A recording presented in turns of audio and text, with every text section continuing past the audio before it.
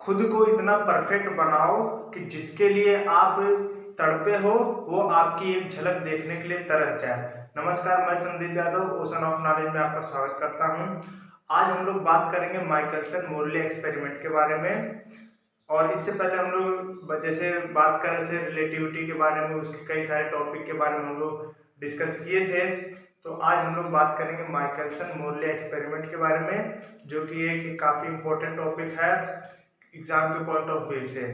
तो Michelson Morley experiment में ये मतलब दोनों ही साइंटिस्ट हैं, माइकलसन और मोरले।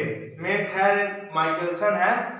और ये जो माइकलसन है ये अमेरिका के साइंटिस्ट थे, जिन्होंने आपने पहले भी पढ़ा होगा कि जो माइकलसन इंटरफेरोमीटर के बारे में क्या इन्होंने मतलब माइकलसन इंटरफेरोमीटर बनाया था, जिसके लिए इनको नोबेल प्राइज भी मिला था। तो अमेरिका के पहले ही एक ऐसे साइंटिस्ट थे जिनको नोबेल प्राइज मिला था।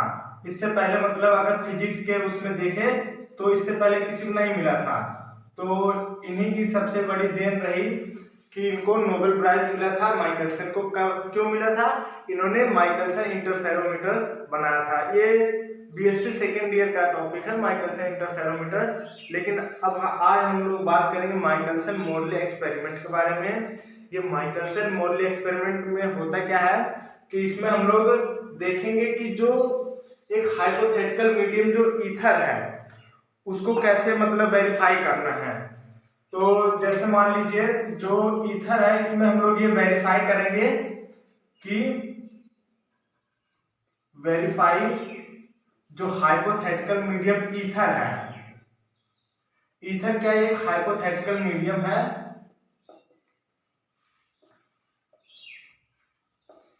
और इसी की मतलब प्रेजेंस को बताना है कि ये है कि नहीं।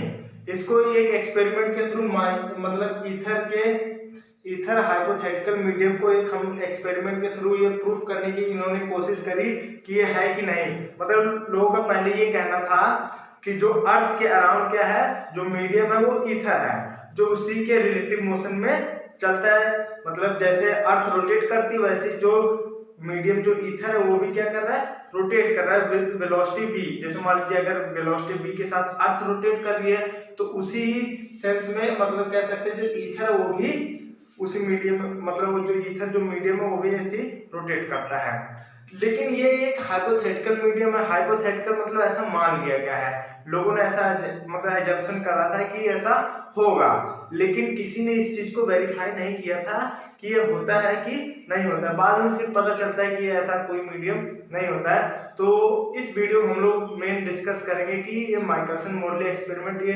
होता कैसे है, कैसे काम करता है, इसमें क्या मतलब इसका क्या वर्किंग है उसको देखेंगे। फिर इसमें कई सारी चीजें देखेंगे। तो सबसे पहले हम लोग इसका एक डायग्राम बना लेते हैं। इसमें देखिए होता क्या है, एक हम लोग लेंगे लाइट सोर्स यस। मान लो एक मोनोक्रोमेटिक लाइट सोर्स है यस, और यहां से फिर एक हम लोग लेंगे कॉन्वेक्स मिरर सॉरी लेंस।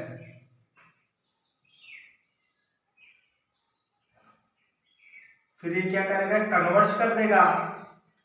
और यहां पर फिर हम लोग एक ग्लास प्लेट लेंगे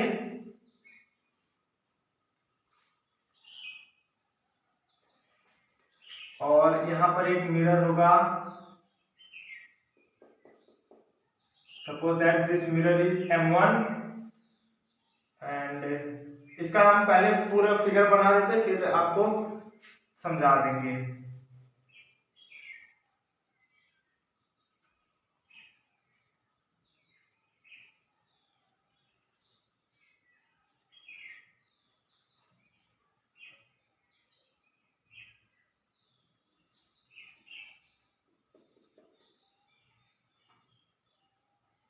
Suppose that this is mirror M2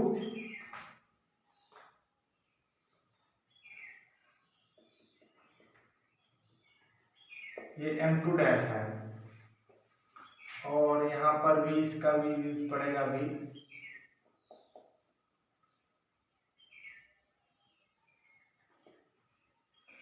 अब देखिए इसमें होता क्या है, कि माइकलसन मोरले एक्सपेरिमेंट में ये होता है कि जब जैसे मान लीजिए ये जो मोनोक्रोमेटिक लाइट सोर्स है, जब मान लीजिए लाइट रे जब निकल रही है और यहाँ पर हम लोग क्या करेंगे, कॉन्वेक्स लेंस लगा देंगे जो क्या करेगा, लाइट को कन्वर्ट कर देगा। और कन्वर्ट करके ये जो ग्लास प्लेट है, सपोज दैट दिस ये ग्लास प्लेट जी है, ठीक, और ये जो जी और ये मान लीजिए जी डैश है। अब इस होता है क्या, ये जो ग्लास जी है ये क्या है, हाफ सिल्वर्ड है। हाफ सिल्वर्ड इसलिए इसको किया जाता है, मतलब जो लाइट रे जो आ रही है वो क्या हो, इसका कुछ पोर्शन, क्योंकि ये हाफ सिल्वर्ड होती है या कह सकते हैं पार्शियली सिल्वर्ड होती है, उस केस में होता है क्या है कि लाइट का कुछ रिफ्लेक्शन हो जाता है और कुछ में क्या हो जाएगी, ट्रांसमिट हो जाएगी। तो ऐसा ही करने के लिए हम लोग क्या करेंगे, जो ग्लास प्लेट जो भी हम लोग लेंगे उसको हाफ सिल्वर्ड बनाया जाता है। और इस केस में होता है क्या है कि ये जो मतलब ये जो ग्लास है इसको 45 डिग्री पर एक तरीके से टिल्ड या कह सकते हैं कि हाँ इसको टिल्ड कर दिया जाता है तकरीबन 45 डिग्री पर। अब इसमें होता क्या है कि जब कोई लाइट जैसे मान लीजिए जैसे इस ग्लास प्लेट पर पड़ी, ये सपोज दैट ये हाफ सिल्वर्ड है, ये जो ग्लास प्लेट है ये कैसी है, हाफ सिल्वर्ड है। और हमने क्या लिया है, एक मिरर M1 लिया है और दूसरा मिरर क्या है, M2 है। अब यहाँ पर होगा कि जब लाइट इस ग्लास प्लेट पर पड़ेगी तो इसका कुछ जो पार्शियली क्या होगा, ये रिफ्लेक्ट हो जाएगी और पार्शियली ही ये ट्रांसमिट होगी। तो कह सकते हैं कि जो लाइट जैसे मान लीजिए यहाँ पर आई और क्या होगा, उसका कुछ पोर्शन रिफ्लेक्ट होगा और कुछ पोर्शन ट्रांसमिट हो जाएगा। अब उस केस में होगा क्या कि जैसे मान लीजिए यहाँ पर हम लोग जब ये लाइट इस पर पड़ेगी तो क्या होगा, ये रिफ्लेक्ट हो जाएगी, ये रिफ्लेक्ट होके चली गई, मिरर M1 पर गई और फिर क्या होगा, वहां से देखिए यहाँ पर आई ऑफ गई M1 पर और M1 से फिर टकरा कर फिर वापस यही G पर आ जाएगी, ठीक। और उसके बाद हम लोग यहाँ पर एक टेलीस्कोप लिए रहेंगे, टेलीस्कोप या फिर कह सकते हैं जो माइकलसन इंटरफेरोमीटर होता है, उस with the help of Michelson interferometer की सहायता से हम लोग यहाँ पर जो भी फ्रिंजेस वगैरह जो बनती है उसको हम लोग ऑब्जर्व करें, मतलब यहाँ पर जो भी व्यूअर होगा वो क्या करेगा, उस फ्रिंजेस को देखेगा। अगर हम लोग बात करें इसका जो एक्चुअल जो सेटअप है इन्होंने किया क्या था, अगर हम लोग इसके एक्चुअल सेटअप के बारे में बात करें, ये थोड़ा इससे हट के है, जो एक्चुअल सेटअप क्या था,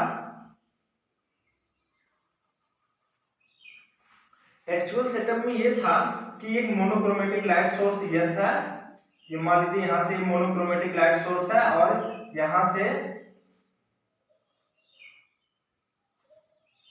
जब ये लाइट सपोज दैट यहाँ से ऐसे गई और फिर क्या होगा, ये कन्वर्ट कर देगा और यहाँ पर हमने एक ग्लास प्लेट लगाई है और फिर ये कुछ इसका ये मिरर M1 पर टकराई और फिर ये यहां से फिर दूसरा हम लोग लिए हैं मिरर M2, ठीक। और ध्यान रखना है कि जो ग्लास जो है ये G जो ग्लास है, इस ग्लास प्लेट और M2 जो दूसरा जो मिरर है इसका और ग्लास प्लेट G और M1 इन दोनों के बीच जो दूरी है वो सेम होगी, मतलब सेम डिस्टेंस पर। मान लीजिए अगर इनके बीच डिस्टेंस L है, ये भी कितना होगा, L होगा, तो ये सेम डिस्टेंस पर रखे गए हैं। अब क्यों, अब होता क्या है इस केस में कि जैसे मान लीजिए क्योंकि पार्शियली क्या है, हाफ सिल्वर्ड की गई है, मतलब ये इसको पूरे तरीके से हम लोग वो नहीं किए, सिल्वर नहीं किया गया, बस केवल हाफ ही किया गया।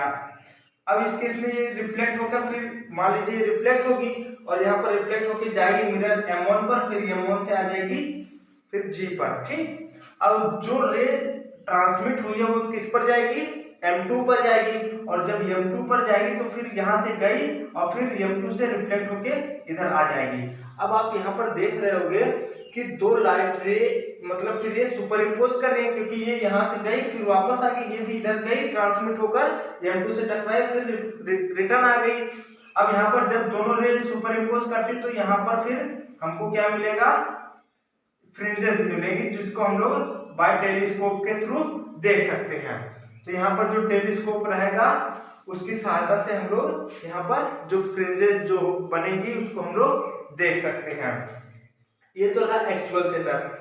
अब इन्होंने किया क्या था कि क्योंकि जो ईथर है ये एक हाइपोथेटिकल मीडियम है, अब इस केस में होता क्या है, इन्होंने कहा कि अगर मान लीजिए अब हमको क्या करना होगा, ये जो पूरा जो सेटअप है, एक्सपेरिमेंटल जो सेटअप इन्होंने मतलब बनाया है, क्योंकि अब ये मतलब वेलोसिटी के साथ मूव करे, क्योंकि जो ईथर है वो जितने ही वेलोसिटी से अर्थ मूव कर रही है उसी के वेलोसिटी से मतलब जो ईथर है वो भी मूव करेगा। तो इसका मतलब हमको इसको ऐसा करना पड़ेगा कि ये उसी की वेलोसिटी से क्या करे, मूव करे।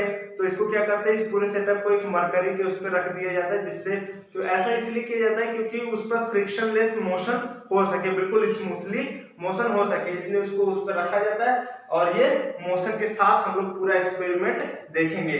पहले तो हम लोग बात कर लेंगे रेस्ट के लिए, तो रेस्ट वाले केस में कैसा होगा, और फिर उसके बाद थोड़ा देखेंगे जब मोशन के साथ कैसे बिहेव करता है। ठीक, तो अभी अगर हम लोग बात करें, ये तो रहा एक्चुअल सेटअप, अब इसका कोई काम नहीं है, ये बस केवल एक समझाने के लिए था।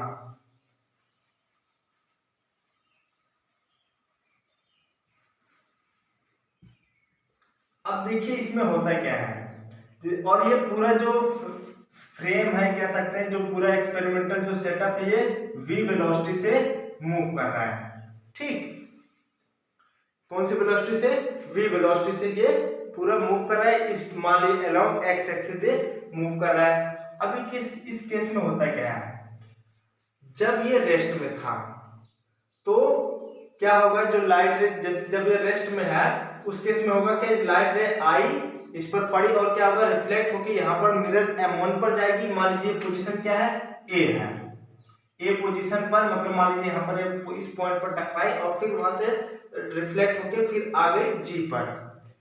और फिर दूसरा केस ये हो सकता है कि जब, अब दूसरा केस आपको समझना है, दूसरा केस ये है कि जब ये किसी मतलब वेलोसिटी v के साथ मूव कर रहा है, पूरा एक्सपेरिमेंटल सेटअप जो है वेलोसिटी v के साथ मूव कर रहा है। अब उस केस में होगा क्या, अब उसका पाथ कुछ ये यहाँ पे ऐसे जाएगा, फिर उसके बाद इस पर आएगा।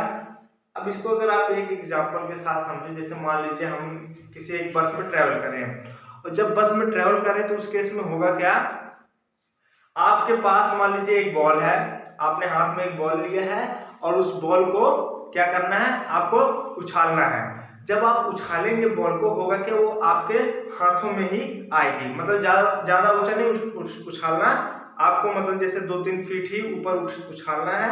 और मान लीजिए जो ट्रेन है या बस है वो किसी एक पर्टिकुलर वेलोसिटी v के साथ मान लीजिए मूव कर रही है किसी एक डायरेक्शन में। जब उस डायरेक्शन में मूव कर रही है तो उस केस में होगा क्या, आप भी मूव कर रहे हैं और आपके साथ एक तरीके से इनडायरेक्टली देखा जाए जो बॉल है वो भी मूव कर रही है। अब होगा क्या, जैसे मान लीजिए इस पर्सन ने, मान लीजिए जो कोई पर्सन है इसने जैसे बॉल को ये अगर मान लीजिए ऊपर उछालेगा, फिर ये डायरेक्ट इसके यही हाथ में आ जाएगी। ये तो हमको ऐसा लगेगा कि हमने मतलब उछाला बॉल को और वो डायरेक्ट हमारे हाथों में आ गई, मतलब सीधे गई और सीधे ही वापस आ गई।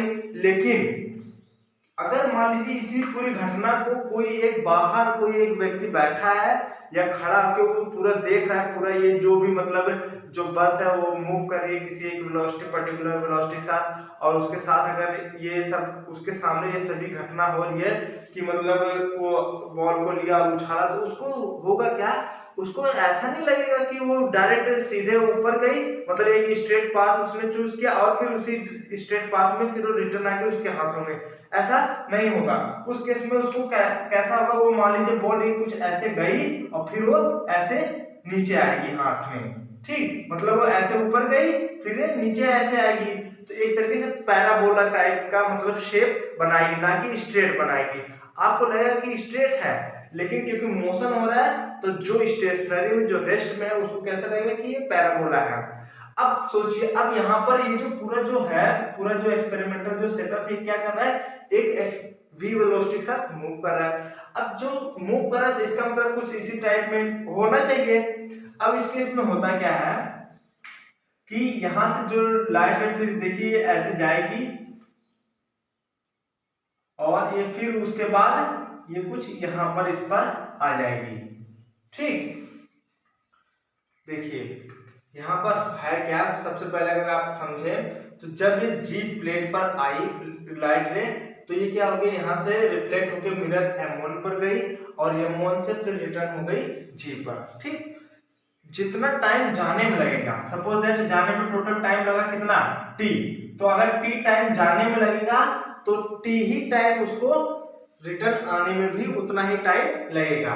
और ध्यान रखना इसके बीच जो डिस्टेंस है वो हमने मान लिया है यल है। यल किसके बीच में क्या डिस्टेंस है, G2 कह सकते हैं, और ये जो G से लेकर ये जो मिरर M1 है उसके बीच जो डिस्टेंस है वो कितना है, L है। और G से लेकर ये जो मिरर M2 है इस, अब यहाँ पर ये मान लीजिए ये पॉइंट B है, ये जो कह सकते हैं G से या जो मिरर M2 के बीच वो डिस्टेंस कितना है, टोटल L है, टोटल L है। ठीक, अब आपको यहाँ पर ये समझना है, देखो जितना टाइम जाने में लगा उतना ही टाइम उसको रिटर्न आने में भी लगेगा। ठीक, अब यहाँ पर आपको समझना ये है कि जब आपको एक चीज पता है कि जैसे मान लीजिए जो लाइट है, अब लाइट की वेलोसिटी कितना है, मान लीजिए c वेलोसिटी है, c मतलब c इक्वल टू क्या आता है 3 × 10⁸ मीटर पर सेकेंड, ये लाइट की वेलोसिटी है। अगर इसको मान लीजिए जाने में t टाइम लग रहा है, ठीक, यहाँ G से कहां पर गई M1 डैश जो मिरर है, मतलब ये डैश ये बता रहा है कि हम डैश का यूज इसलिए किया है क्योंकि ये पता चल पाए कि मोशन के साथ ये पूरा हो रहा है। ठीक, क्योंकि एक पर्टिकुलर वेलोसिटी के साथ ये जा रही है। अब यहाँ पर अगर ये t टाइम लग रहा है यहाँ पर जाने में, फिर ये t ही टाइम लगेगा इसको यहाँ पर आने में, क्योंकि ये भी तो मूव कर रहा है, तो जितना टाइम जाने में लगेगा उतना ही टाइम इसको वापस आने में भी लगेगा। ठीक, अब यहाँ पर होगा क्या, देखिए लाइट की वेलोसिटी कितनी होती है c, यहां से लेकर यहां तक डिस्टेंस कितना होगा, इसको अच्छा एक इसको ऐसे भी कर लीजिए। देखिए ऐसा इसलिए किया जा रहा है क्योंकि यहाँ पर भी, क्योंकि ऐसा जरूरी नहीं कि ग्लास प्लेट डायरेक्ट यहाँ से यहाँ तक गई है, यहाँ पर भी होगी। ठीक, तो यहाँ के लिए भी कुछ ना कुछ इसके लिए मतलब आएगा कि यहाँ से यहाँ तक कितना डिस्टेंस है, क्या है, उसके लिए बात करेंगे। हालांकि या फिर इसको आप डॉटेड से बना सकते हैं कुछ इस टाइप में, ठीक, या फिर इसको हटा देते हैं।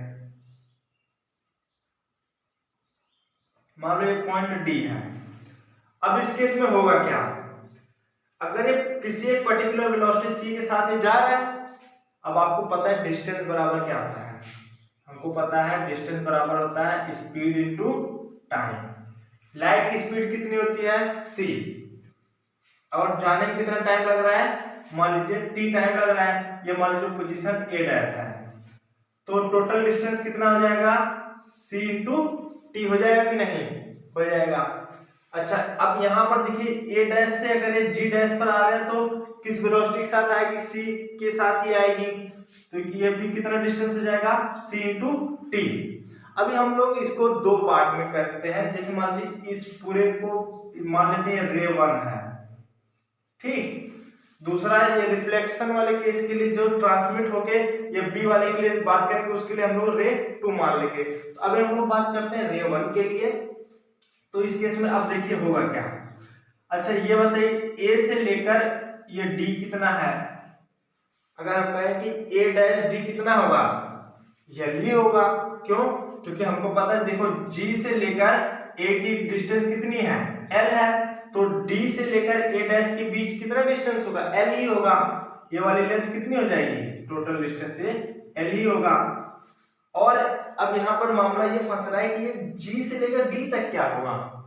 देखिए जितना ए पॉइंट है, ए पॉइंट किसी एक वेलोसिटी के साथ जब मूव किया तो ये पॉइंट कहां पर आ गया, ए डैश पर, मतलब जो डिस्टेंस ए डैश होगा ये इक्वल टू किसके होगा, जी डी के, इसी के इक्वल होगा। ठीक, अब जी डी, अब ए डैश होगा कितना। अब एक बात बताइए, अगर ये जो पूरा जो एक्सपेरिमेंटल सेटअप अगर v वेलोसिटी के साथ मूव कर रहा है तो t टाइम लग रहा है, तो टोटल डिस्टेंस कितना हो जाएगा, अगर हम लोग a डैश कहें तो v इंटू टी होगा ना, v इंटू टी, डिस्टेंस बराबर क्या आ जाएगा, v इंटू टी, तो यहाँ पर कह सकते हैं जी डी कितना होगा, v इंटू टी। ठीक, ये सब हमारी कंसिडरेशंस हैं जिसको हम लोग एजम्पशंस वगैरह हैं, तो इसी के थ्रू अब हम लोग प्रूफ करते हैं। तो हम लोग इसमें देखेंगे, सबसे पहले हम लोग टाइम निकालते हैं, हमको मेन काम करना है टाइम डिफरेंस निकालने, टाइम डिफरेंस निकालेंगे, फिर वहां से फ्रिंज कितनी फ्रिंज शिफ्ट हुई है यही सब चेक करना है। ठीक, तो सबसे पहले हम लोग बात करते हैं, जब ये VT है, ये GD कितना है VT, और ये वाला डिस्टेंस कितना हो गया CT, और ये भी सब कुछ हमको पता है। ठीक, अब हम लोग बात कर रहे हैं रे 1 के लिए। अब हम लोग इसको मिटा देते हैं, ये सब हमारे कंसीडरेशंस हैं। अब हमको यहाँ से पता ये करना है कि T कितना होगा, T की वैल्यू कितनी आएगी। अच्छा, मान ले अगर हम लोग एक के लिए बात करें, मान लीजिए ये रे 1 के लिए अगर हम लोग बात करें तो टोटल टाइम कितना लग रहा है, एक बात बताइए। अगर ये T टाइम लग रहा है जाने में, ठीक, यहां से G से लेकर A डैश तक जाने में कितना टाइम लगा T, और फिर A डैश से लेकर G डैश पर आया वो कितना टाइम लगा T। तो टोटल टाइम अगर हम लोग बात करें, टोटल टाइम टेकन कह सकते हैं, total time taken from, total time taken to G A dash G dash, ये कितना लगेगा। यहां पर मान लेते हैं total time taken to G A dash G dash कितना है, मान लेते हैं T1 है, इस T1। अगर ये T1 है, हेंस T1 इक्वल टू क्या हो जाएगा, देखिए अगर ये T टाइम लग रहा है यहां तक जाने में, तो T टाइम में ये यहां पर भी आ रहा है, इसका मतलब T प्लस T, तो 2T हो जाएगा ना। तो टोटल डिस्टेंस कितना, सॉरी टोटल टाइम टेकन कितना लगेगा 2T। इसको मान लीजिए ये इक्वेशन फर्स्ट है। ठीक, अब देखिए दूसरा, अगर हम लोग इस ट्राइंगल में अगर ये बात करें, ट्राइंगल GA डैश और D, ये एक राइट एंगल ट्राइंगल बन रहा है। ठीक, अब इसको हम लोग मिटा देते हैं। फिर ध्यान रखना, ये जो भी वैल्यू थी उसको याद रखना है।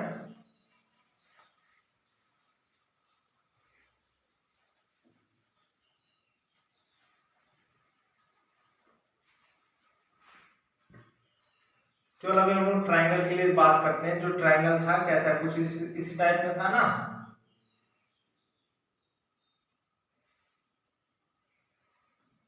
इधर G था, ये A डैश, ये D, और यहाँ पर G डैश।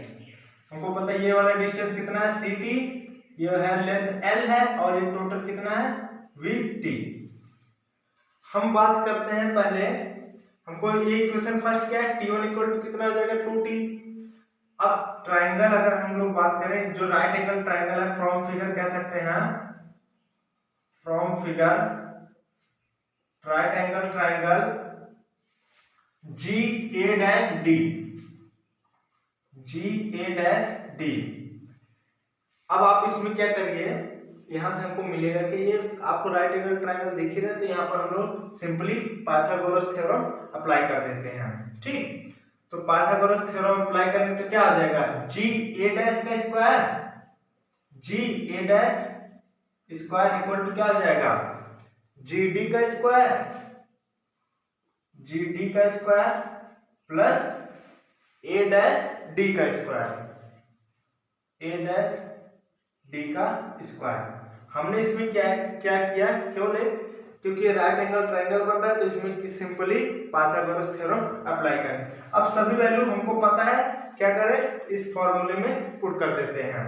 GA डैश की वैल्यू कितनी है CT, इसका मतलब क्या आ जाएगा CT whole square equal to GD की वैल्यू कितनी है, GD कितना है VT है ना, तो VT का whole square plus A dash D की वैल्यू कितनी है L, क्या आ जाएगा L स्क्वायर। इसको सॉल्व करिए, C square T square equal to V square T square plus L square. T वाले को एक तरफ ले लेते हैं, अगर T स्क्वायर कॉमन करें तो क्या आ जाएगा C square minus V square equal to L square. यहां से अगर T स्क्वायर बराबर होगा क्या L square upon C square minus V square.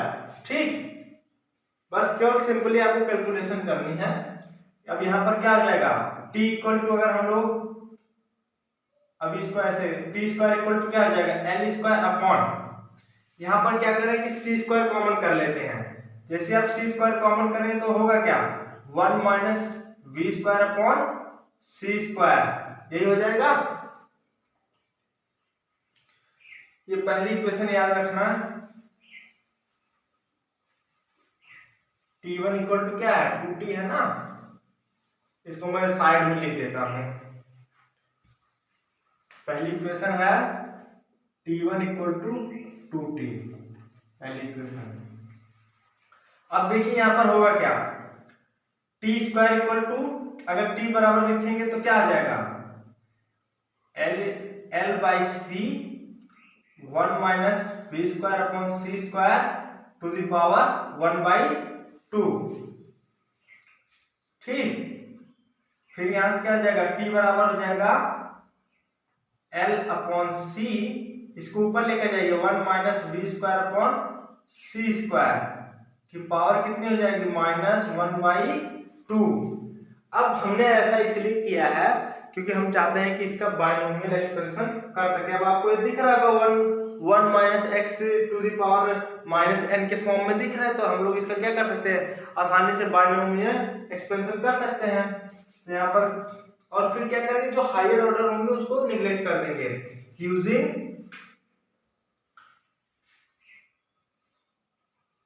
Using binomial expansion, binomial theorem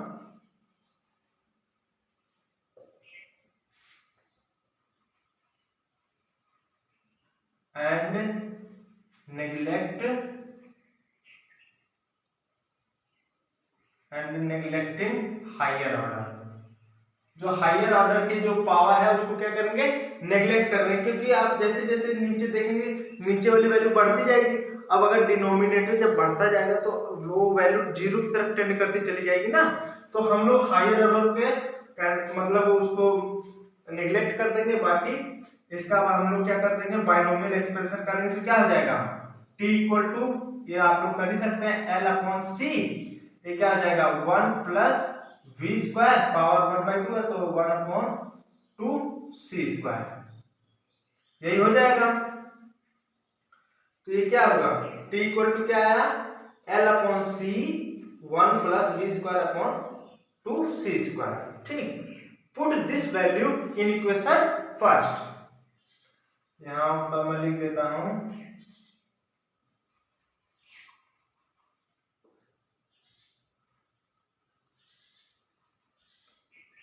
put this value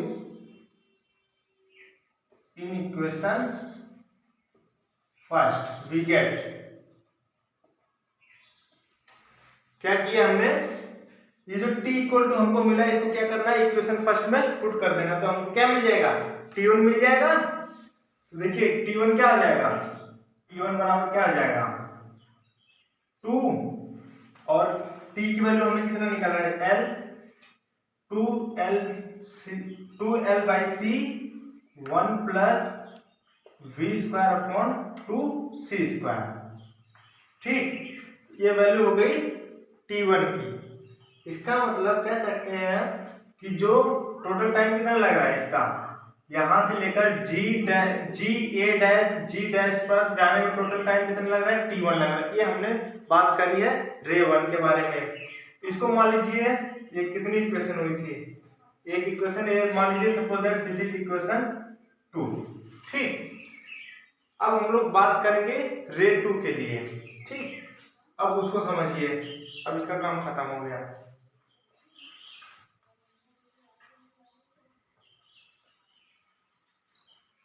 अब जो लाइट में जो ट्रांसमिट होके गई है रे 2, उसके लिए हम लोग देखते हैं उसके लिए टाइम कितना आ रहा है, फिर टाइम डिफरेंस निकाल लेंगे और वहां से फिर पाथ डिफरेंस ये सब निकाल लेंगे, फिर कैलकुलेट कर लेंगे आराम से। बस ये ध्यान रखना है, ये इसको हम साइड में लिख देते हैं यहाँ पर। अब इसका भी काम खत्म। t1 कितना आया है,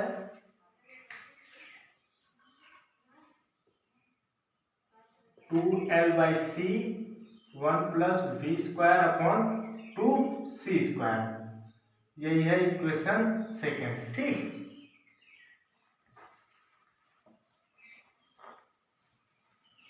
अब देखिए, अब हम लोग बात करेंगे जो रेटू है। अगर हम लोग पूरा अगर डायग्राम अगर यहाँ पर देखें तो यहाँ पर क्या था, अगर फिर से अगर हम लोग थोड़ा सा ड्रॉ करने की कोशिश करें तो इधर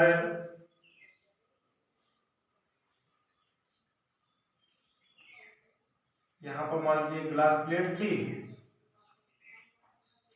यहाँ से लाइट रे आई थी और फिर यहाँ पर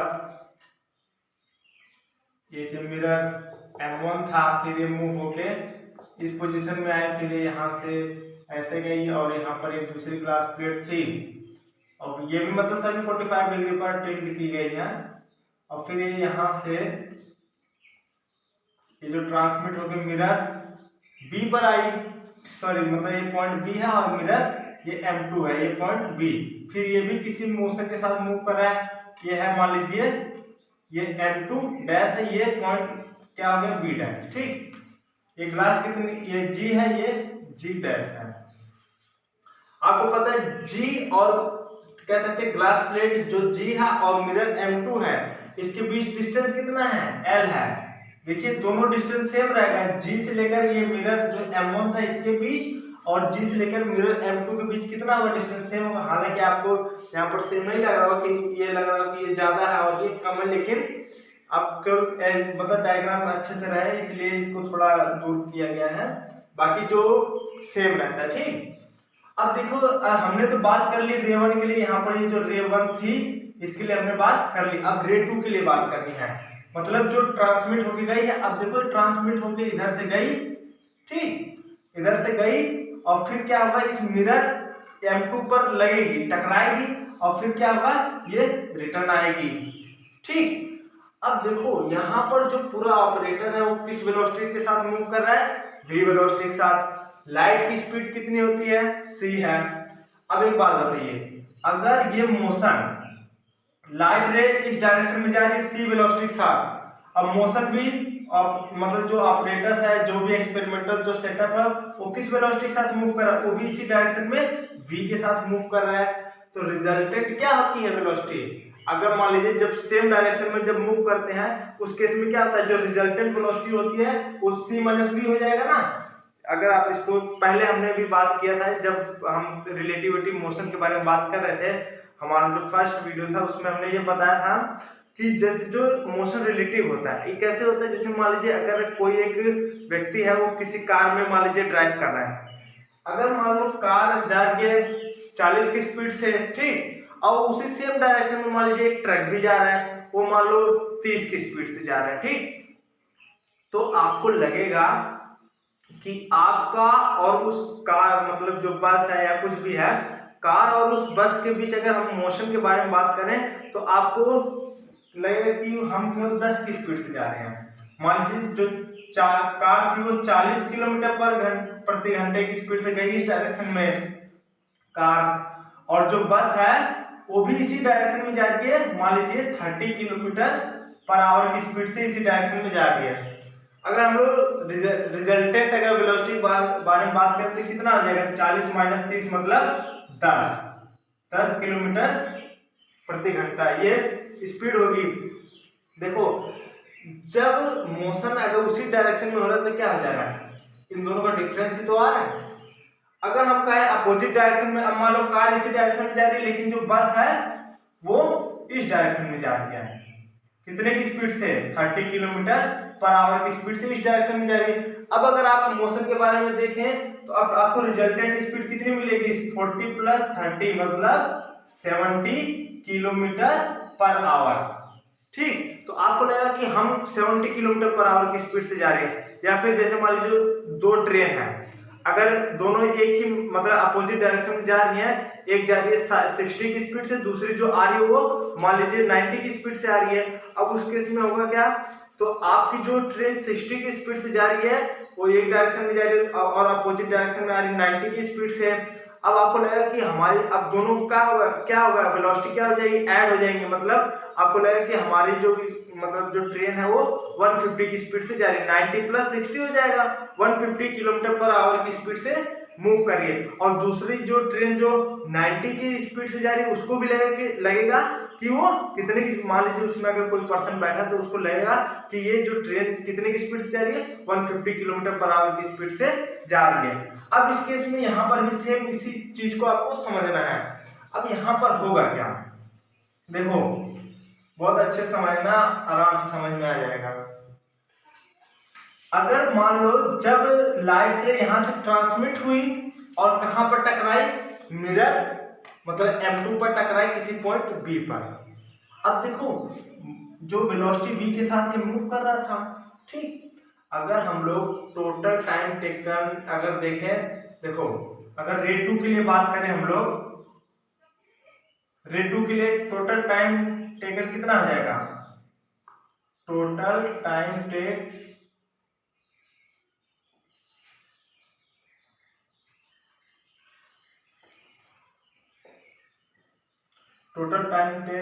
बाय रे 2, जो दूसरी रे है उसके लिए टोटल टाइम कितना लग रहा है, देखो G से लेकर B तक, ठीक।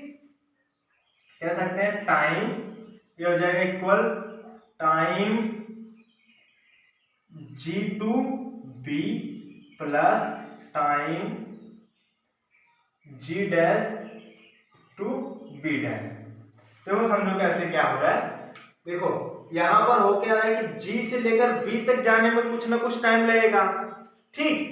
और दूसरी केस क्या होगी, क्योंकि ये ऑपरेटर्स जो भी एक्सपेरिमेंटल सेटअप ये v वेलोसिटी के साथ मूव कर रहा है। अब जब ये अभी फिर ये कहां पर आ जाएगा, जब जैसे ये G से आगे G डैश पोजीशन पर, अब फिर ये भी तो मिरर भी तो मूव कर जा रहा है, ये कहां पर आ गया M2 डैश पर। अब हमने बताया कि जब ये लाइट यहाँ पर गई फिर क्या होगा, रिफ्लेक्ट भी होगी। अब रिफ्लेक्ट होगी इसका मतलब फिर रिफ्लेक्ट होकर आने में फिर जो भी समय लगेगा वो भी देखना है आपको। तो उसके लिए देखें तो देखो यहाँ पर अगर हम लोग टाइम के लिए बात करें तो क्या हो जाएगा, टाइम बराबर क्या होता है, हमको पता है स्पीड बराबर डिस्टेंस अपॉन टाइम, टाइम बराबर क्या हो जाएगा, डिस्टेंस अपॉन स्पीड, ठीक। अब आपको यहाँ पर समझना है जो स्पीड होगा इसके लिए हम लोग मान लेते हैं जो टोटल टाइम लग रहा है वो T2 लग रहा है, ठीक। तो T2 इक्वल टू क्या हो जाएगा, डिस्टेंस कितना है G से लेकर B तक टोटल डिस्टेंस कितना है, L है, और G डैश से लेकर B डैश भी वो कितना डिस्टेंस होगा, वो भी L होगा। मतलब डिस्टेंस की जगह हम लोग रख लेते हैं L, अपॉन में अभी पता नहीं, इधर भी हो जाएगा L, ठीक। अब देखो जब G से लेकर B तक गया, ठीक, जब G से लेकर B तक जा रहा है तो अब देखो मोशन भी, जिस मोशन में मान लो मतलब जिस डायरेक्शन में एक्सपेरिमेंटल सेटअप मूव कर रहा है उसी डायरेक्शन में लाइट भी जा रही है। इसका मतलब टोटल अगर हम लोग रिजल्टेंट स्पीड के बारे में बात करें तो कितना हो जाएगा, C माइनस V हो जाएगा, यही होगा क्योंकि डायरेक्शन सेम है ना। अब दूसरा देखिए क्या होगा, अब जब रिफ्लेक्ट होकर वापस आएगी, अब जब रिफ्लेक्ट होकर वापस आ रही है इसमें, अब देखो ये यहाँ पर आ गया मतलब G डैश, हम लोग बात कर रहे हैं G डैश B डैश के लिए। अब यहाँ पर क्या होगा, ये C वेलोसिटी के साथ ये इधर जा रहा है, अब ये मतलब रिटर्न आएगा, मतलब लाइट की स्पीड अब इस डायरेक्शन में हो गई, लेकिन जो सेटअप जो मूव कर रहा है वो इसी v वेलोसिटी के साथ ही मूव कर रहा है ना। अब देखो अपोजिट हो गए, एक दूसरे का अपोजिट हो गए। अब जब अपोजिट हो गए तो उस केस में क्या होगा, जो वेलोसिटी टोटल अगर रिजल्टेंट वेलोसिटी देखें तो C प्लस V हो जाएगी, ये हो जाएगा, ठीक। अब इसी को क्या करें, सॉल्व कर लेते हैं। तो T2 इक्वल टू क्या आ जाएगा, एलसीएम आ गया C square minus V square, LCM आ जाएगा। इसको सॉल्व करेंगे तो LC plus LV plus LC minus LV, LV और ये LV कैंसिल आउट हो जाएंगे। T2 बराबर क्या हो गया, 2LC अपॉन में C square minus V square, ठीक।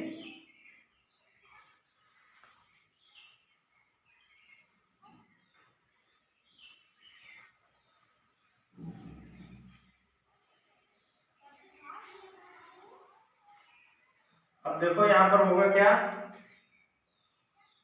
उसको याद रखना है यहाँ पर।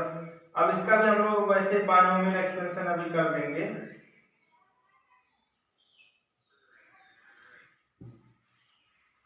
तो T2 बराबर क्या है 2LC upon C square minus V square. ठीक, तो 2LC यहां पर क्या करेंगे C स्क्वायर कॉमन कर लीजिए, क्या आ जाएगा 1 minus V square upon C square, इससे ये कैंसिल आउट, बचा क्या 2L अपॉन C, इसको ऊपर लेकर जाएंगे 1 minus V square upon C square की पावर -1 हो जाएगा।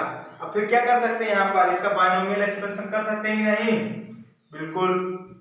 अब यहाँ पर क्या करिए बायनोमियल एक्सपेंशन कर दीजिए, और क्या करेंगे जो हायर ऑर्डर के जो टर्म है उसको हम लोग नेग्लेक्ट कर देंगे, क्योंकि हमको पता है जैसे आप मतलब डिनोमिनेटर में अगर वैल्यू बढ़ती जाएगी, अगर वो इन्फिनिटी को टेंड करेगा तो पूरा जो होल टर्म है वो जीरो की तरफ टेंड कर जाएगा। तो इस केस में क्या करेंगे हम लोग हायर ऑर्डर वाले को कैंसिल कर देंगे, बाकी नॉर्मली इसको लिख लेंगे। तो इसका एक्सपेंशन क्या आ जाएगा 2L upon C 1 plus V square upon C square. ठीक, ये कैसे हुआ है यूजिंग बायनोमियल एक्सपेंशन, और उस केस में हमने क्या किया है कि जो हायर ऑर्डर के जो टर्म है उसको कैंसिल कर दिए हैं, मतलब उसको नेग्लेक्ट कर दिए। तो T2 बराबर इतना आ गया। अब क्या करिए, अब हमको देखना टाइम डिफरेंस। टाइम डिफरेंस देखिए तो टाइम डिफरेंस कितना आ जाएगा, time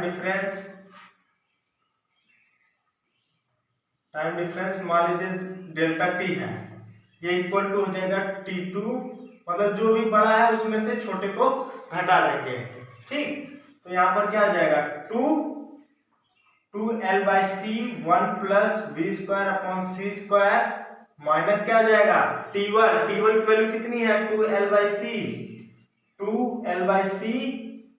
1 plus V square upon 2C square. ठीक, तो यहाँ पर हम लोग डेल्टा टी यहाँ पर फाइंड आउट कर रहे हैं, तो डेल्टा टी इक्वल टू क्या जाएगा 2L अपॉन C, क्या करिए कॉमन कर लीजिए, बचा क्या 1 plus V square upon C square minus, देखिए माइनस और ये क्या है -1 है ना, सॉरी ये 1 है तो माइनस, और ये +1 है तो माइनस हो जाएगा 1। ठीक, फिर minus V square upon 2C square. ठीक, देखिए -1 और ये +1 कैंसिल आउट, हमको मिला क्या delta T equal to 2L upon C।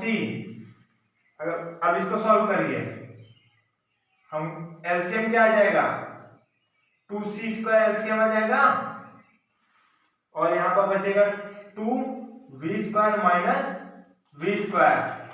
इसको आप आसानी से सॉल्व कर सकते हैं, इसमें कोई वो नहीं है। अब देखो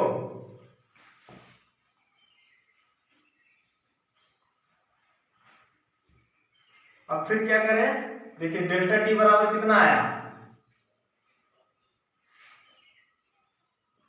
डेल्टा टी इक्वल टू आ जाएगा 2L upon C 2V square minus V square, बचा कितना V square upon 2C square, तो 2C स्क्वायर और ये C है C क्यूब हो जाएगा, और इस 2 से ये 2 कैंसिल आउट, डेल्टा टी कितना मिला L V square upon C cube.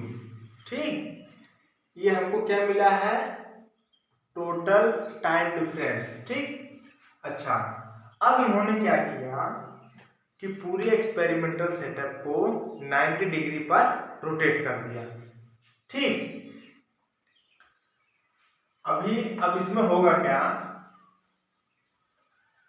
हमारा टाइम डिफरेंस कितना है delta T equal to L V square upon C cube, ये टोटल टाइम डिफरेंस आया, मतलब ये कब आया है, जो टाइम डिफरेंस ये आया है जो रे 1 और रे 2 के बीच जो टाइम डिफरेंस ये आया है, करस्पॉन्डिंग कह सकते हैं रे 1 और रे 2 के लिए जो टाइम डिफरेंस आया delta T equal to L V square upon C cube.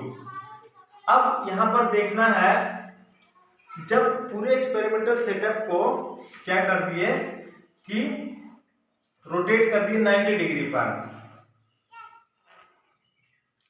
कह सकते हैं कि when the experimental setup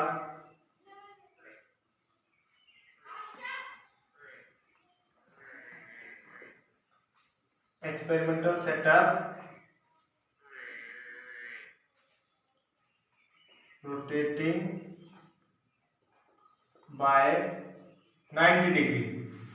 अब देखो जब 90 डिग्री पर रोटेट कर दिए तो उस केस में क्या होगा कि देखो जैसे मान लीजिए पहले जो मान लो जो ऐसे जा रहा था, पहले मान लो सब कुछ ऐसे था, अब जब 90 डिग्री पर रोटेट कर देंगे उस केस में होगा कि जो लाइट जो हॉरिजॉन्टली जो जा रही थी अब वो वर्टिकल हो जाएगी और वर्टिकल वाली क्या हो जाएगी, हॉरिजॉन्टल हो जाएगी। जैसे मान लो 90 डिग्री पहले से मान लीजिए जो रे वन थी मान लो इधर इधर गई थी, ठीक, अगर हम लोग रे वन के लिए बात करें वो वर्टिकल गई और रे टू थी वो हॉरिजॉन्टल गई। और जैसे हम लोग क्या करेंगे इसको पूरे 90 डिग्री पर क्या किया, रोटेट कर दिए, और जब रोटेट किए तो उस केस में होगा क्या कि जो रे टू होगी, अब रे टू किसका काम करेगी, अब इधर हो जाएगी रे टू और इधर क्या हो जाएगी रे वन, ठीक।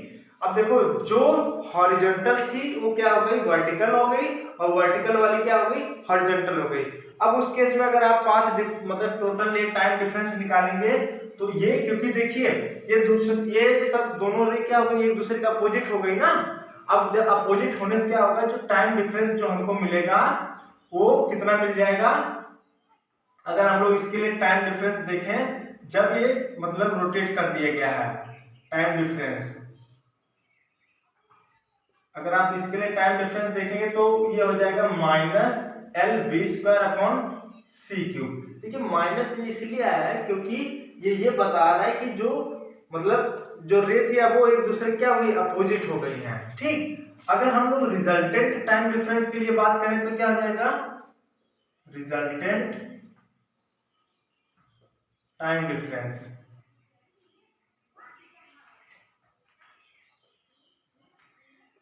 रिजल्टेंट टाइम डिफरेंस कितना हो जाएगा, ये हो जाएगा पहले वाला कितना था, L we square upon C cube minus of L we square upon C cube, ठीक।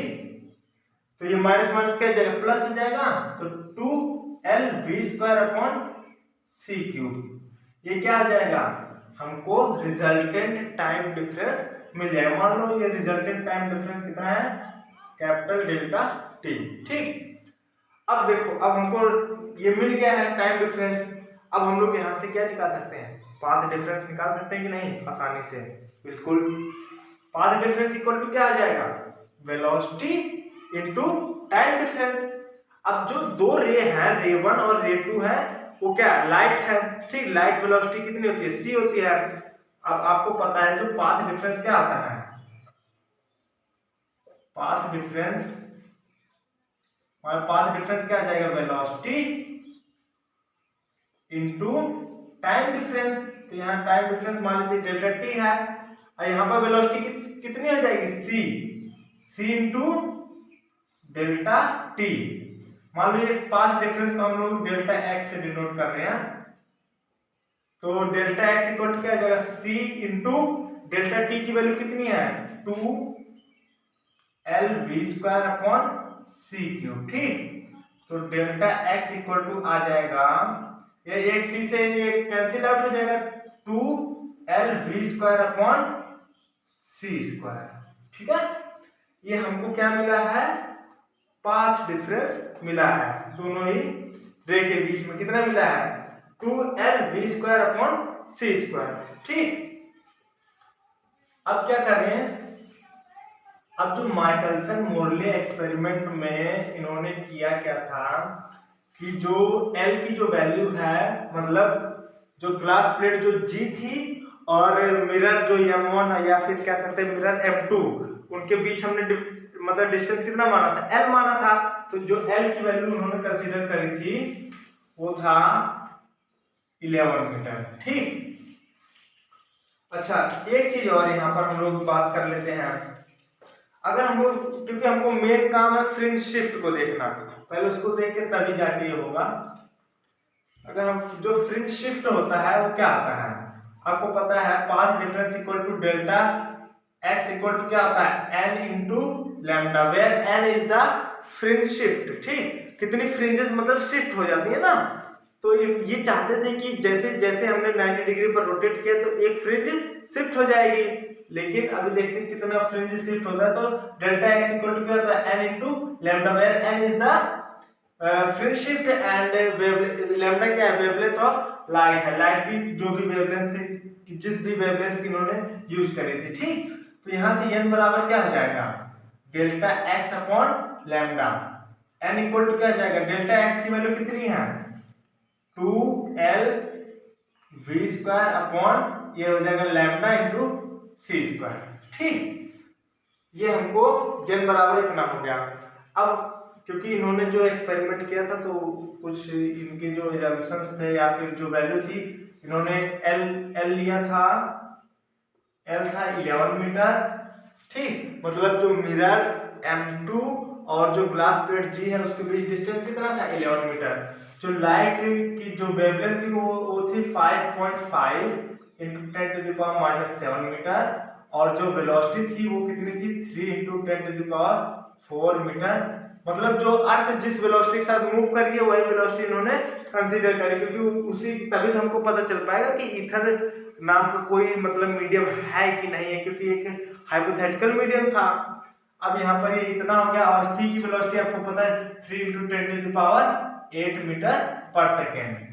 अब सभी वैल्यू क्या करिए इसमें इस इक्वेशन में रखते हैं, तो n बराबर क्या आ जाएगा 2 इंटू एल की वैल्यू कितनी है 11 इंटू वी की वैल्यू कितनी है 3 into 10 to the power 4 whole square upon lambda की वैल्यू कितनी है 5.5 into 10 to the power -7 into c की वैल्यू कितनी है 3 into 10 to the power 8 metre पर सेकेंड होती है ना, ये यहाँ पर स्क्वायर तो स्क्वायर कर दीजिए। अब इसको आप सॉल्व करिए, ये देखिए ये 11 टू 22 अपॉन 5.5। ठीक, अब इसको सॉल्व करें, देखिए 3 से ये वाला कैंसिल आउट हो जाएगा, यहाँ पर पावर कितनी हो जाएगी 8। चल लिख देते हैं, ये 3 से ये वाला तो कैंसिल हो जाएगा, 9 इधर हो जाएगा, इधर भी ऊपर भी 9 हो जाएगा, तो 9 9 कैंसिल आउट हो जाएगा। इसको हम नहीं लिख रहे हैं, यहाँ पर देखो 10 टू द पावर 8 अपॉन ये हो गया 10 to the power -7 into 10 to the power 16 हो गया। ठीक, अब देखो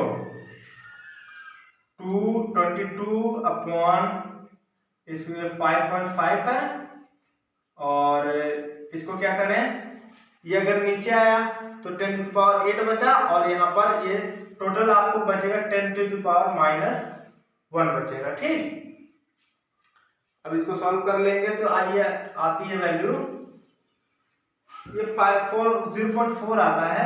इसको जब आप सॉल्व करें तो ये कितना आएगा 0.4, मतलब जो फ्रिंज शिफ्ट हुई है वो कितनी हुई है 0.4। वो चाहते थे कि वैल्यू 1 आनी चाहिए, क्योंकि जब हमने 90 डिग्री पर रोटेट किया है तो क्या होना चाहिए, मतलब फ्रिंज शिफ्ट होनी चाहिए, लेकिन उसकी वैल्यू 1 तो आई नहीं, लेकिन 0.4 है। लेकिन इन्होंने ये कहा कि ये हम इसको इग्नोर नहीं कर सकते, ऐसा कह सकते आधा या आधे से मतलब 40% क्या है ये मतलब शिफ्ट हुई है, ये थियोरेटिकली है, मतलब हमने इस थ्योरी के हिसाब से कितनी हो रही है 0.4। लेकिन इन्होंने जब इस पूरे एक्सपेरिमेंट को जब किया था तो हुआ क्या कि कोई भी फ्रिंज शिफ्ट नहीं दिखी। मतलब अगर आप एक्सपेरिमेंटली बात करें, एक्सपेरिमेंटली ये देखा गया कि नो फ्रिंज शिफ्ट, मतलब कोई भी फ्रिंज शिफ्ट नहीं हुई है। फ्रिंज शिफ्ट कितना है 0 है, ठीक है। लेकिन इन्होंने फिर भी कहा कि नहीं यार, मतलब कुछ भी, क्योंकि थ्योरेटिकली देखा जाए 0.4 की वैल्यू आ रही तो हम लोग इसको निगलेक्ट नहीं कर सकते। लेकिन वाकई में क्या होता है कि जो फिर आइंस्टीन ने, क्योंकि ये सब बातें तब की हैं जब इस पे आइंस्टीन की वो नहीं आए थे, मतलब उन्होंने जो भी अपने पोस्टुलेट्स दिए थे वो नहीं आए थे, तो ये उससे पहले की बात है। तो आइंस्टीन ने फिर बाद में ये भी कहा कि जो मतलब जो एक्सपेरिमेंट के थ्रू जो आ रहा है, मतलब कोई भी फ्रिंज शिफ्ट नहीं दिख रही है, इसका मतलब ये हाइपोथेटिकल मीडियम जो ईथर माना गया वो गलत है, मतलब ऐसा कोई मीडियम होता ही नहीं। लेकिन अगर आप इनके कंक्लूजन के हिसाब से देखें, माइकलसन मोरले एक्सपेरिमेंट के हिसाब से देखें, तो इनके हिसाब से है वो ऐसा इसलिए कह रहे थे क्योंकि उनको लगा कि जो ये मतलब जो मोशन हो रहा है, अर्थ जो मतलब घूम रही है और क्योंकि अगर हम लोग बात करें जो ईथर है वो भी उसी के अराउंड मतलब उसी सेम वेलोसिटी के साथ घूम रहा है। अगर रिलेटिव मोशन के बारे में बात करें तो जीरो, इसलिए हम लोग इस चीज को नहीं कर पा रहे। अच्छा, इनको ये भी लगा कि यार लगता है कि मौसम वगैरह खराब होने की वजह से हमको ऐसा नहीं मिल पाया, लेकिन ऐसा नहीं था। इन्होंने मतलब अलग अलग सिटी में जाकर क्या किया, सेट किया, मतलब यही ये एक्सपेरिमेंट इन्होंने कई बार कई जगह मतलब जगह भी बदले, और वेदर जैसे मान लीजिए इनको लगा अच्छा गर्मी का सीजन है तो चलो इसको बरसात में करके देख लेते हैं या सर्दी में करके देख लेते हैं। तो बार बार एक्सपेरिमेंट करने के बावजूद भी जो उनको जो फेज शिफ्ट मिली है वो कितनी मिली, जीरो मिली। ठीक, तो आई होप आपको ये पूरा मतलब माइकलसन मोरले एक्सपेरिमेंट समझ में आया होगा। तो इसमें यही पूरा कंक्लूजन यही निकलता है कि इसके बारे में अगर हम लोग बात करें तो इस केस में होता क्या है, बाद में मतलब कई साइंटिस्ट वगैरह इसका मतलब कहे कि नहीं ऐसा कुछ नहीं होता, हाई मतलब जो ईथर नाम का जो मतलब मीडियम होता है वो नहीं होता है। लॉरेंज ने अपने लॉरेंज ट्रांसफॉर्मेशन में हम लोग आगे बात करेंगे तो उसमें उन्होंने कहा कि ऐसा कुछ नहीं होता है, मतलब ईथर नाम का कोई भी मीडियम नहीं होता। तो उन्होंने इनके इस उस चीज को मतलब थोड़ा और आगे बढ़ाया, उसको मॉडिफाई किया, तो हम लोग उसके बारे में बात करेंगे। तो अगर आप देखें तो इसमें क्योंकि ऐसा ये माना गया था क्योंकि जो स्पीड ऑफ लाइट हो मतलब किसी भी वेलोसिटी के साथ मूव करिए तो कोई फिक्स तो था नहीं, क्योंकि इससे पहले क्योंकि ये तो बाद में पता चला जब तक ये मतलब एक्सपेरिमेंट नहीं हुआ था। इसके एक्सपेरिमेंट के बाद ही आइंस्टीन ने जब अपने जो पोस्टुलेट्स थे जब उन्होंने दिए तब जाके पता चला कि जो लाइट की जो स्पीड होती है वो किसी भी इनर्शियल फ्रेम में या किसी भी फ्रेम ऑफ रेफरेंस से देखें तो सेम होती है, वो बदलती नहीं है। तो आगे हम लोग बात करें लॉरेंज ट्रांसफॉर्मेशन के बारे में। तो आई होप आपको ये समझ में आया होगा। ओके, थैंक यू, आज के लिए बस इतना ही।